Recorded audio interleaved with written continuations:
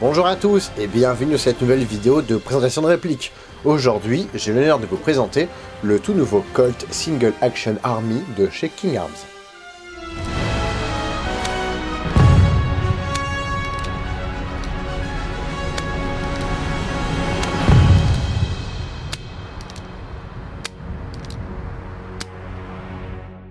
Avant toute chose, je tiens à remercier chaleureusement Sweet Airsoft pour son soutien, qui me permet, grâce à notre partenariat, de pouvoir me procurer des répliques toutes neuves, avant les autres même des fois, et ceci avec en plus une petite réduction. C'est un petit geste qui me tient toujours à cœur, puisque c'est grâce à ça que je peux continuer. Merci également à OPS Store qui m'a fourni les consommables, donc à savoir une bouteille de gaz et un sachet de billes, qui m'a permis de réaliser le test de tir sur cette vidéo. Donc je ne peux que vous conseiller d'aller faire un tour sur leur boutique. Donc ce Colt SAA de chez King Arms vient tout juste de sortir. Je suis donc un des premiers à pouvoir vous le présenter. SAA, qu'est-ce que ça signifie? Single Action Army. Il était aussi surnommé Peacemaker ou Pacificateur. Ça correspond bien aux Américains, ça. Hein? Hi everybody, nous venons vous apporter la paix et la démocratie au calibre 45.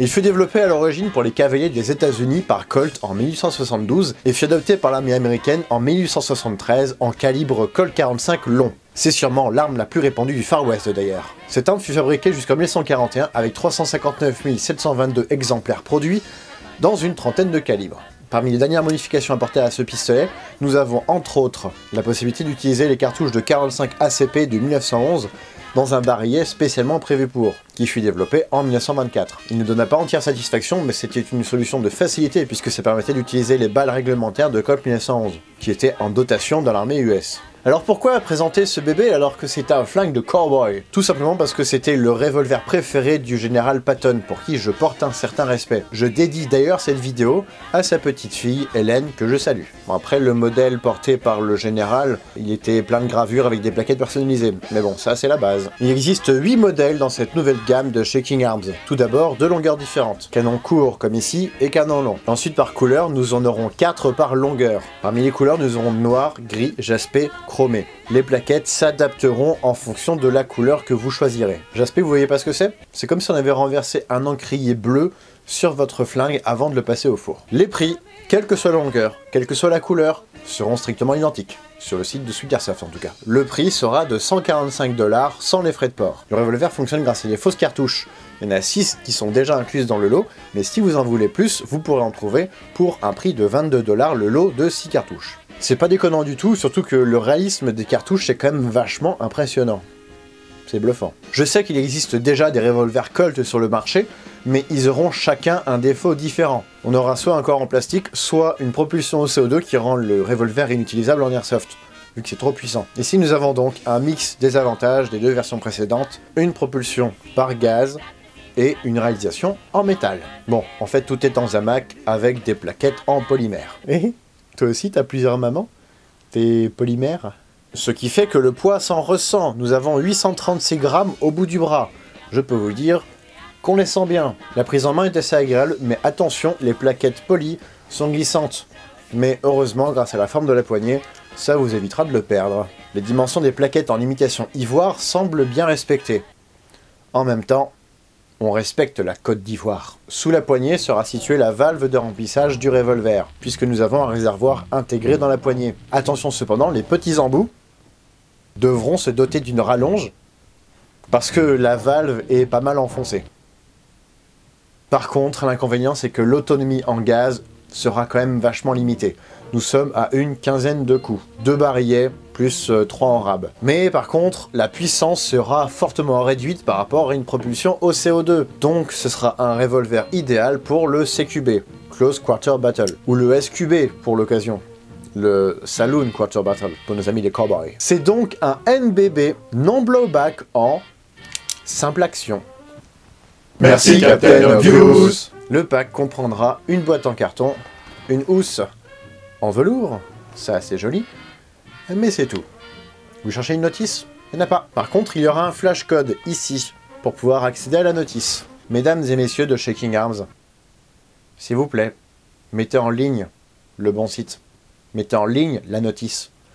Là, ce que ça donne, quand j'ai essayé, Alors peut-être que j'avais eu trop en avance par rapport à votre date de sortie, j'en sais rien, mais bon, j'aurais bien aimé avoir la notice. Je sais pas comment ça fonctionne, moi, une réplique d'Airsoft. Garder la notice papier. Parce que même, admettons, la boîte, je vais pas la garder.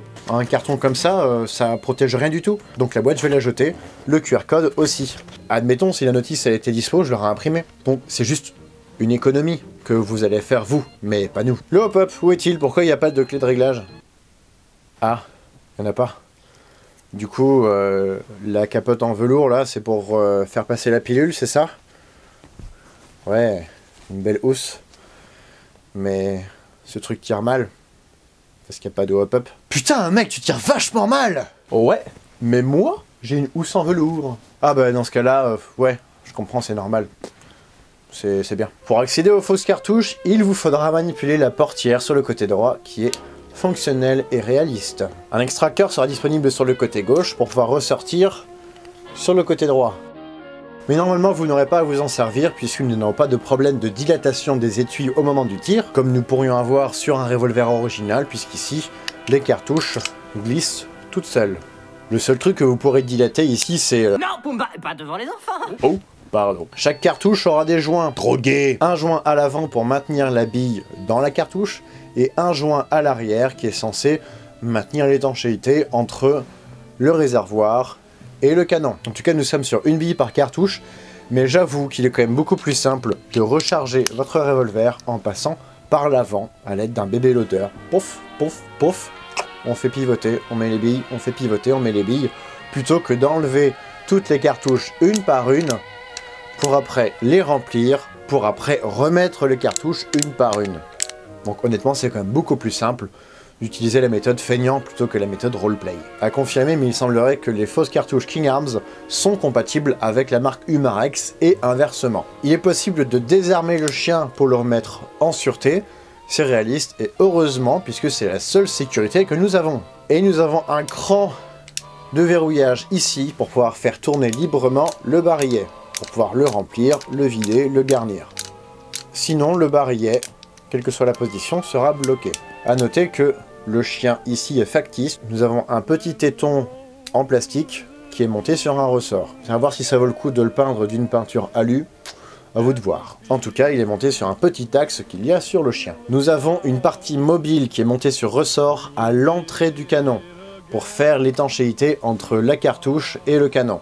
Ça marche pas tellement, je pense. J'ai eu une très légère fuite, mais mon ami Sean m'avait prévenu, il m'avait proposé une version avec et sans fuite, tout en sachant que la version avec fuite serait devenue invendable. J'ai préféré prendre la version avec fuite. Ça m'a pris 20 minutes de démonter les plaquettes, de démonter la crosse. C'est vraiment pas difficile, il y a une vis de chaque côté pour les plaquettes et il y a 3 vis ici pour l'ensemble de la crosse. J'ai mis du téflon, j'ai remonté et voilà. L'étanchéité était refaite. Mais ce que je retiens de tout ça, c'est que le vendeur avait essayé la réplique avant. Rien que pour ça, je salue l'honnêteté et j'étais déjà préparé psychologiquement à avoir un revolver qui fuyait très légèrement. J'ai pas demandé non plus de compensation financière comme auraient pu le faire certaines personnes. Le revolver passe sans problème dans l'étui de revolver de l'armée US. Pour les cartouches supplémentaires, par contre, j'ai pas trop d'idées.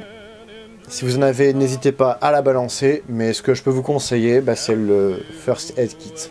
Mettez ça dans ce push 1924. Des cartouches dans un kit de secours. Ironique, non? Ironique.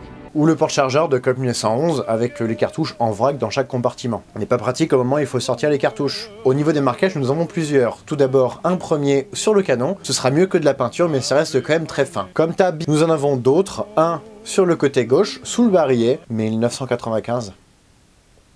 C'est quoi ce bordel? Qui est le petit malin qui a mis sa date de naissance sur ce revolver? C'est 1871 qu'il aurait fallu mettre, et le 10 septembre. En plus, il manque un espace entre le June et le 2. En plus, ça aurait dû être July, pas June. Et le 18 janvier, loupé, c'était le 19. Rien de bon. Tout ça pour éviter les problèmes de droit, peut-être? Et enfin, un numéro de série est indiqué sur le côté droit, en dessous du barillet. Un numéro qui est propre à chaque réplique, et je peux donc deviner que je suis l'exemplaire 56. Ouais, Morbihan représente. Le seul marquage qu'il manque vraiment, c'est le poulain qu'on aurait dû avoir sur le côté gauche. Mais là, je me doute que c'est une histoire de licence et de droit, donc c'est pour ça qu'il n'y est pas. Ce même poulain qu'on pourrait retrouver sur des médaillons sur les plaquettes. On va maintenant passer au test chronie à la 0,20, puis au test de tir à la 0,25, donc test de tir sur une cible à 10 mètres, puis test de portée.